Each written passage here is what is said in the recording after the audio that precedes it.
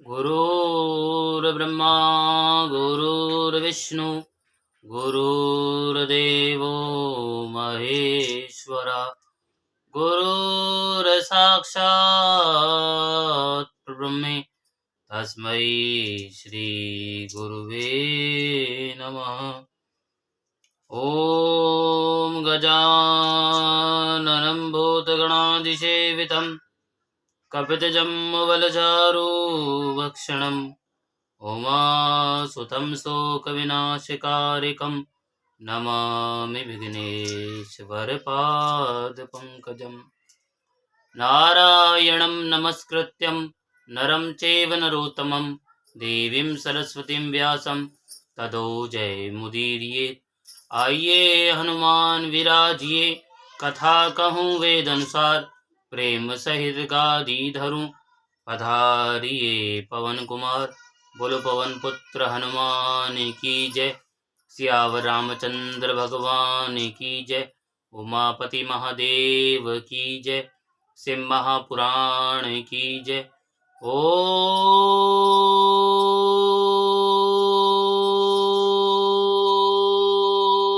नमः पार्वती पते हर हर महादेव, हर हर महादेव, हर हर महादेव।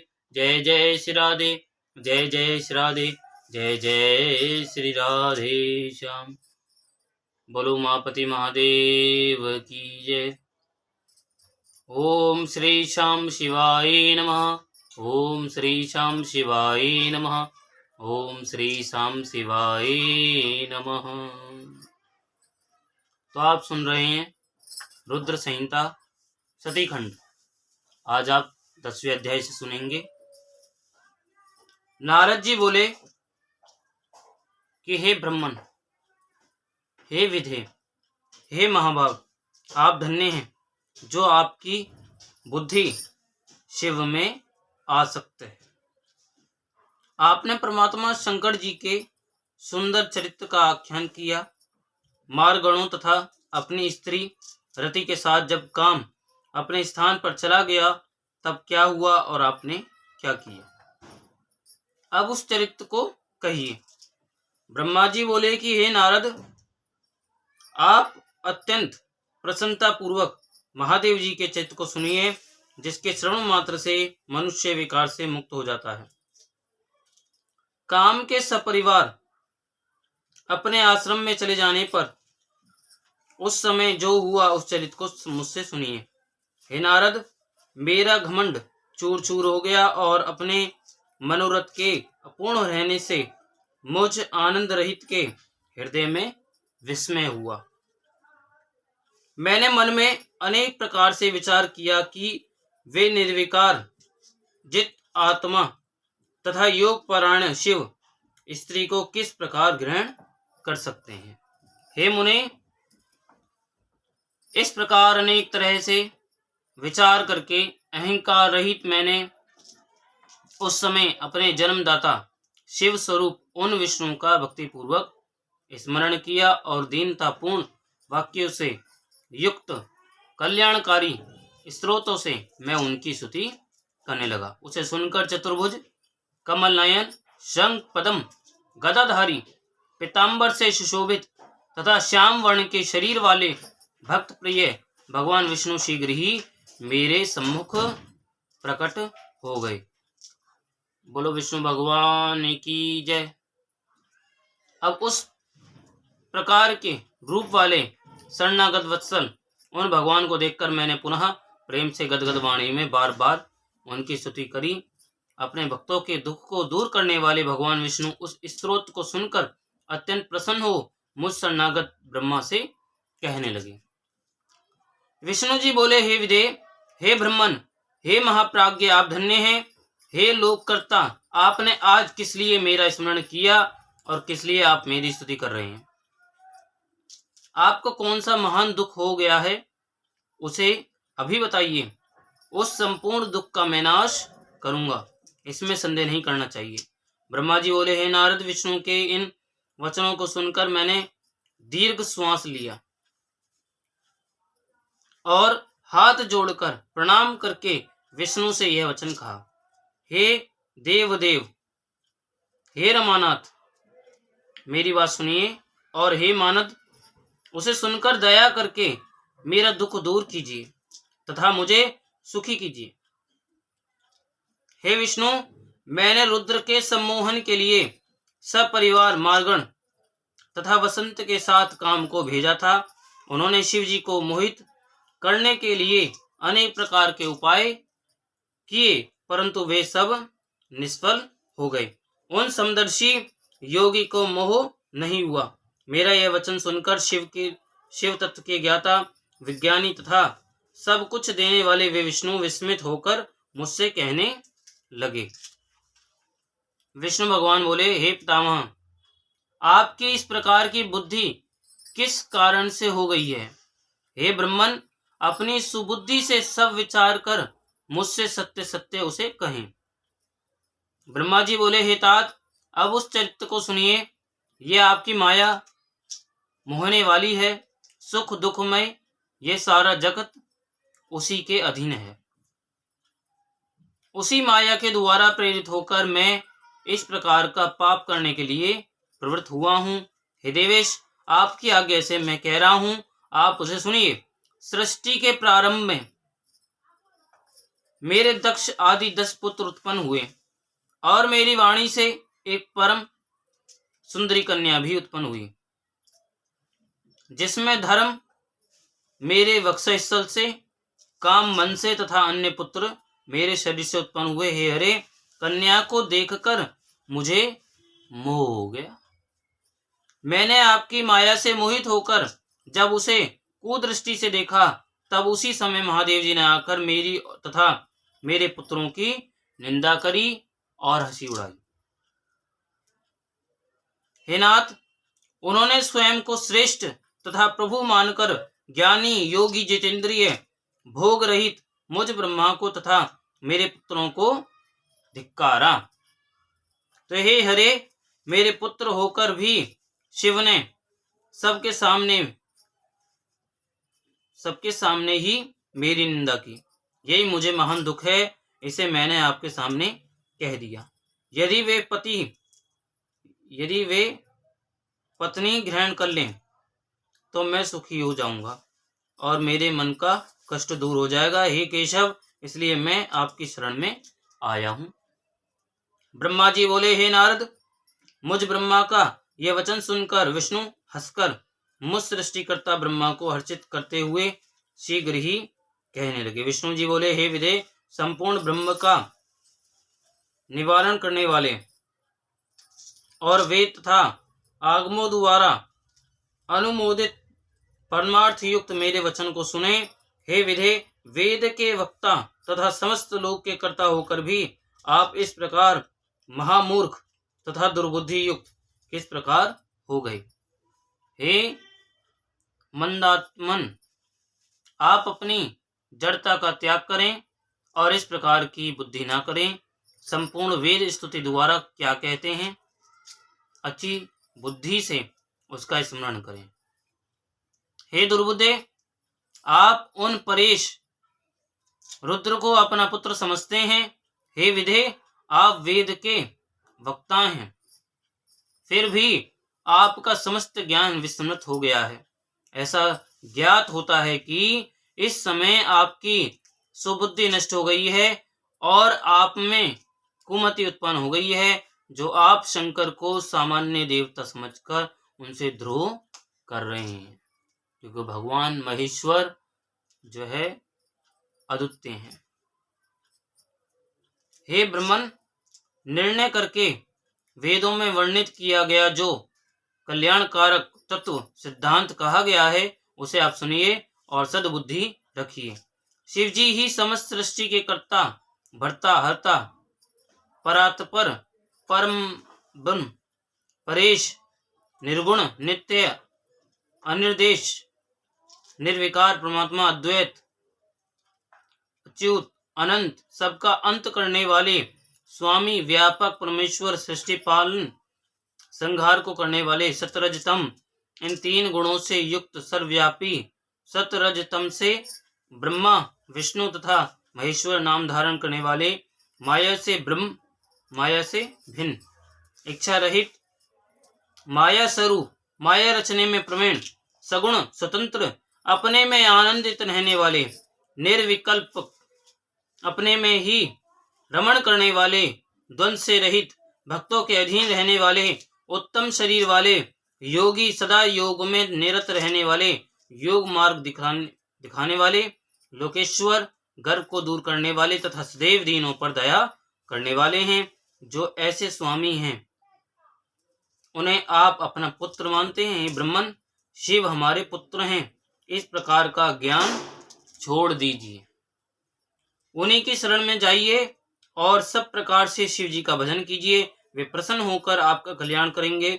यदि आपका यह विचार है कि शिव जी अवश्य दार परिग्रह करें, तो शिव जी का स्मरण करते हुए आप शिवा को उद्देश्य करके कठोर तप कीजिए। आप अपनी इच्छा को हृदय में धारण कर भगवती शिवा का ध्यान कीजिए। यदि वे देवेश्वरी प्रसन्न हो गई तो आपका समस्त कार्य पूर्ण करेंगी। यदि वे शिवा सगुण रूप से अवतार लेकर किसी मनुष्य की कन्या बने तो निश्चय ही वे उन की पत्नी बन सकती हैं। हे ब्रह्मन, आप इस कार्य के लिए दक्ष को आज्ञा दीजिए कि वे स्वयं भक्ति तत्पर होकर उन शिव पत्नी को उत्पन्न करने के लिए प्रयत्न पूर्वक तप करें। हे तात, आप इसे भली प्रकार समझ लें कि वे शिवा और शिव भक्तों के अधीन हैं। पर ब्रह्म स्वरूप ये दोनों स्वेच्छा से सगुण भाव धारण कर लेते हैं। ब्रह्मा जी बोले, लक्ष्मीपति भगवान विष्णु ने इस प्रकार कहकर तत्क्षण अपने प्रभु शिव जी का स्मरण किया और उसके बाद उनकी कृपा से ज्ञान प्राप्त कर वे मुझसे कहने लगे। विष्णु जी बोले, हे ब्रह्मन, पूर्व काल में शिव जी की इच्छा से उत्पन्न हुए हम दोनों के द्वारा प्रार्थना करने पर उन्होंने जो जो वचन कहा था उसका स्मरण कीजिए। आप वह सब भूल गए हैं। शिव जी की जो पराशक्ति है वह धन्य है, उसी ने इस समस्त जगत को मोहित कर रखा है। शिव के अतिरिक्त उसे कोई नहीं जान सकता। हे ब्रह्मन, जब निर्गुण शिव जी ने अपनी इच्छा से सगुण रूप धारण किया था उस समय मुझे तथा आपको उत्पन्न करके अपनी शक्ति के साथ उत्तम विहार करने वाले सृष्टिकर्ता विनाशी परमेश्वर ओन शंभु ने आपको सृष्टि कार्य के लिए तथा मुझे उसके पालन के लिए आदेश दिया। उसके बाद हम दोनों ने हाथ जोड़कर विनम्र होकर निवेदन किया कि आप सर्वेश्वर होकर भी सगुण रूप धारण कर अवतार लीजिए। ऐसा कहने पर करुणामय तथा अनेक प्रकार की लीलाएं करने में प्रवीण उन स्वामी शिव जी ने आकाश की ओर देखकर हंसते हुए प्रेम पूर्वक कहा, हे विष्णु, मेरा ऐसा ही परम रूप ब्रह्मा जी के अंग से प्रकट होगा जो लोक में रुद्र नाम से प्रसिद्ध होगा। वह मेरा पूजनीय पूर्ण रूप आप दोनों के समस्त कार्य को पूरा करने वाला, जगत का लय करता, सभी गुणों का अधिष्ठाता, निर्विशेष तथा उत्तम योग करने वाला होगा। यद्यपि त्रिदेव मेरे स्वरूप हैं किंतु हर मेरे पूर्ण रूप होंगे। इसी प्रकार हे पुत्रों, उमा के भी 3 प्रकार के रूप होंगे। लक्ष्मी विष्णु की पत्नी, सरस्वती ब्रह्मा की पत्नी और पूर्ण रूपा सती रुद्र की पत्नी होंगी। विष्णु जी बोले कि हे ब्रह्मन, भगवान महेश्वर ऐसा कहकर हम दोनों पर कृपा करके अंतर्ध्यान हो गए। उसके बाद हम दोनों सुखी होकर अपने अपने कार्यों में लग गए। हे ब्रह्मन, समय पाकर हम दोनों ने स्त्री ग्रहण कर ली किंतु शंकर जी ने नहीं। वे रुद्र नाम से अवतीर्ण हुए हैं और कैलाश पर्वत पर रहते हैं। हे प्रजेश्वर, वे शिवा सती नाम से अवतीर्ण होंगी, अतः उन्हें उत्पन्न करने होने के लिए हम दोनों को यत्न करना चाहिए। परम कृपा करके वे विष्णु ऐसा कहकर अंतर्ध्यान हो गए। तब मैं शिव जी के प्रति ईर्ष्या रहित होकर अत्यधिक प्रसन्न हो गया। यहीं पर 10वां अध्याय विराम होता है, 11वां अध्याय प्रारंभ होता है। बोलो उमापति महादेव की जय। तो नारद जी बोले, हे ब्रह्मन, हे महाप्राज्ञ, हे तात, आपसे इस प्रकार कहकर विष्णु के अंतर्ध्यान हो जाने पर क्या हुआ? हे विधे, आपने क्या किया? हे वक्ताओं में श्रेष्ठ, आप मुझसे कहिए। ब्रह्मा जी बोले, हे श्रेष्ठ विप्र नंदन, भगवान विष्णु के चले जाने पर मैंने जो कार्य किया आप उसे सावधानी पूर्वक सुनिए। तब मैं विद्या अविद्या स्वरूपा, शुद्ध परब्रह्म स्वरूपिणी तथा जगत को धारण करने वाली शंभु प्रिया देवी दुर्गा की स्तुति करने लगा। सर्वत्र व्याप्त रहने वाली, नित्य निराश्रय निराकुल, त्रिदेवों को उत्पन्न करने वाली, स्थूल से भी स्थूल रूप धारण करने वाली तथा निराकार दुर्गा की मैं वंदना करता हूँ। आप चित स्वरूपा परमानंद स्वरूपिणी तथा परमात्म स्वरूपिणी है। हे देवेशी, मेरे ऊपर आप प्रसन्न हो और मेरा कार्य करें। आपको नमस्कार। हे मुने, हे देवर्षि, मेरे द्वारा इस प्रकार स्तुति करने पर वे योग निद्रा भगवती चंडिका मेरे सामने प्रकट हो गईं। वे भगवती दुर्गा चिकने अंजन के समान शरीर की कांति से युक्त थीं। वे सुंदर रूप से संपन्न थीं। उनकी दिव्य 4 भुजाएं थीं। वे सिंह पर सवार थीं। वे हाथ में वर मुद्रा धारण किए हुए थीं। उनके केशों में मोती तथा मणियां ग्रथित थीं। वे अत्यंत उत्कट थीं। उनका मुख शरतकालीन पूर्णिमा के समान था। उनके मस्तक पर शुभ चंद्रमा सुशोभित हो रहा था। वे 3 नेत्रों से युक्त थीं। उनके समस्त शरीर के अवयव परम मनोहर थे तथा वे चरण कमल के नख की कांति से प्रकाशित हो रही थी। इस प्रकार अपने सामने शिव की शक्ति उन भगवती उमा को उपस्थित देखकर भक्ति से सिर झुकाकर मैं उन्हें प्रणाम करके इस प्रकार स्तुति करने लगा। ब्रह्मा जी बोले, हे जगत की प्रवृत्ति एवं निवृत्ति स्वरूपे, हे सर्ग स्थिति रूपे, आपको नमस्कार है। आप समस्त चराचर की शक्ति सनातनी तथा सबको मोहित करने वाली हैं। जो महालक्ष्मी भगवान विष्णु को माला की भांति हृदय में धारण करने वाली, विश्व का भरण करने वाली तथा सभी का पोषण करने वाली हैं। जो महेश्वरी पूर्व में त्रिलोकी का संजन करने वाली हैं, उसका संहार करने वाली हैं तथा गुणों से सर्वथा परे हैं। जो योगियों के लिए पूज्य हैं, मनोहर हैं, वे आप ही हैं। हे परमाणुओं की सार स्वरूपे, आपको नमस्कार है। जो यम नियमों से पवित्र हुए योगियों के हृदय में निवास करने वाली तथा योगियों के द्वारा ध्यान गम्य हैं, वे प्रकाश एवं शुद्धि आदि से युक्त, मोह से रहित एवं इस जगत को अनेक प्रकार से अवलंब देने वाली विद्या स्वरूपा आप ही हैं। आप कुटस्थ अव्यक्त एवं अनंत स्वरूपा हैं। हे भगवती, आप काल रूप से इस जगत को धारण करती हैं। आप गुणों से युक्त होकर सभी प्राणियों में नित्य विकार रूप बीज उत्पन्न करती हैं। हे शिवे, आप तीनों गुणों की कारण रूपा हैं तथा इससे परे भी हैं। हे देवी, आप सत्य रज तथा तम इन तीनों गुणों के साथ ही पार्थिव विकारों से रहित तुरीय रूप हैं।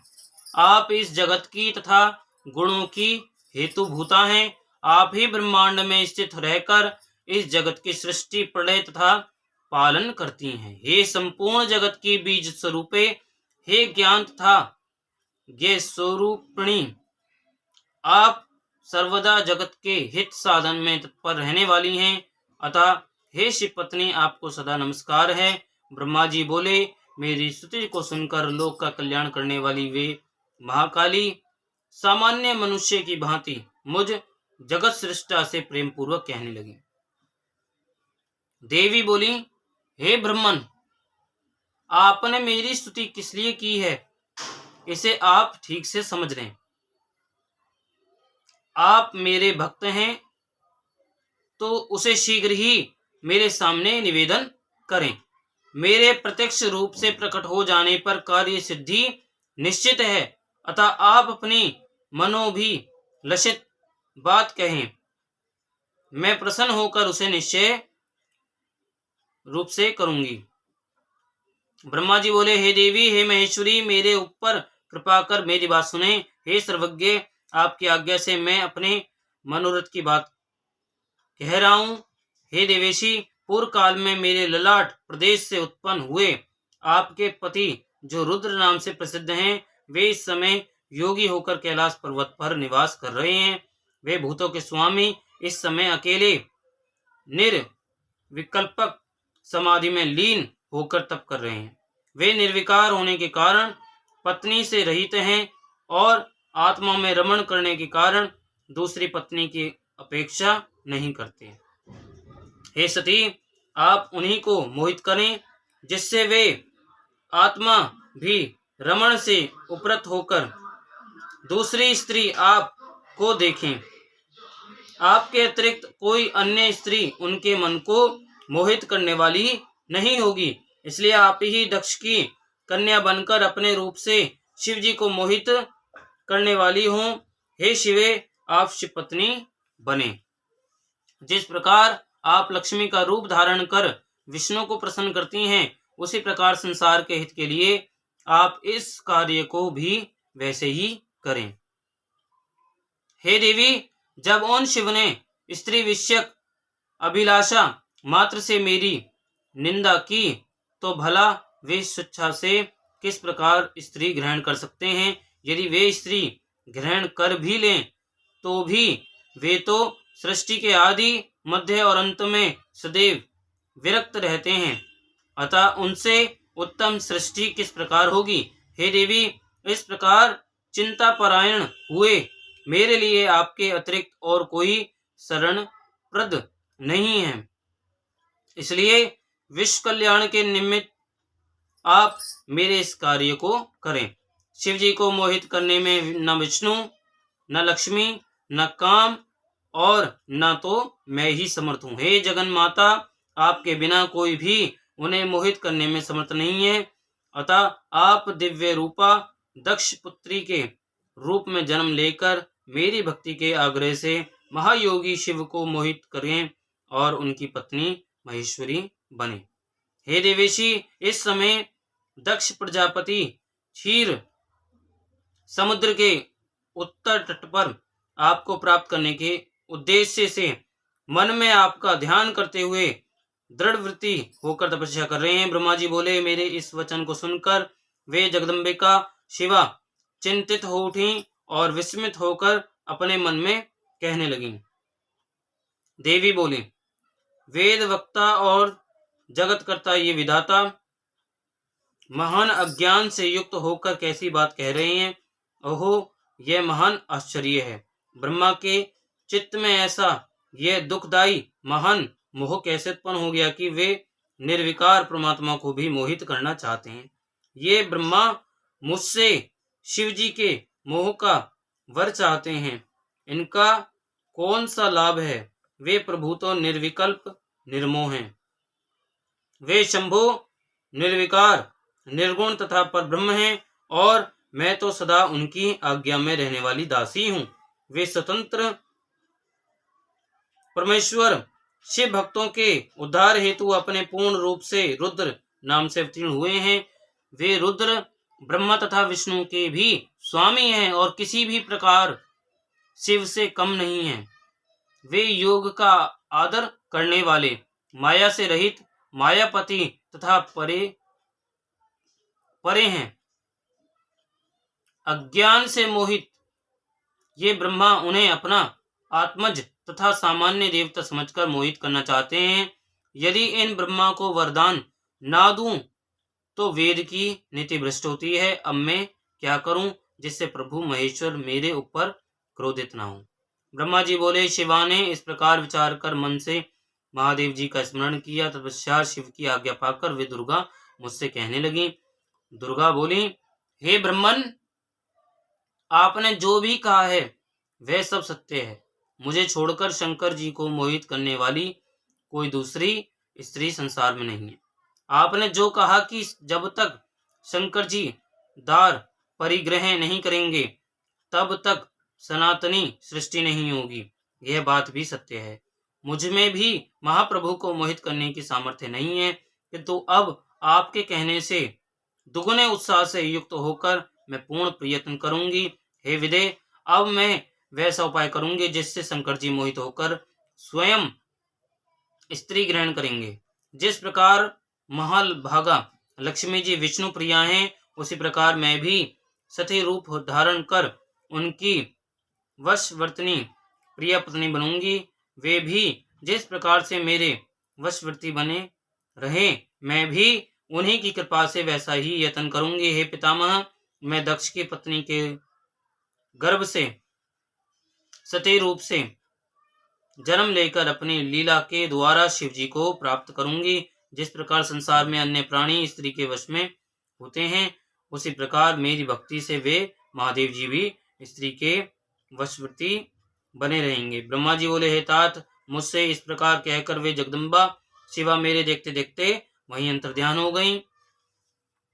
उनके अंतर्ध्यान हो जाने पर मैं लोक पितामह ब्रह्मा वहां गया जहां मेरे पुत्र थे, और मैंने उनसे ये सब कुछ वर्णन किया। यहीं पर 11वां अध्याय विराम होता है।